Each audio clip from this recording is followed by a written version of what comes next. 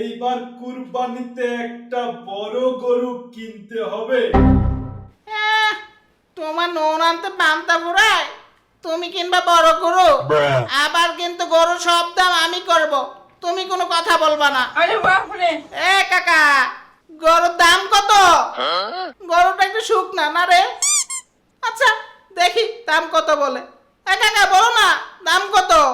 ভাতিজা, গরুর দাম 3 লাখ, নিবা নাকি? কি বলেন কাকা, 3 লাখ? হিসাব বোঝো না, দুধু খাও। 3 লাখ কতটা কতটা স্বর্ণ হয়? আমি তো গনতে পারতেছি না। আমি এই গরু 3,000 টাকা দিব কাকা। আসো ভাতিজা, তোমারে গরু দেমু। তোমার গরু বাজারের সামনে না, পিছনে।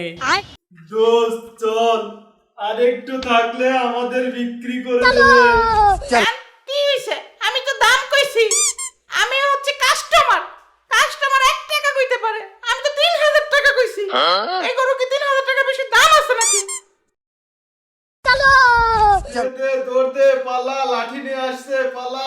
এই এই মারবেন না, মারবেন না।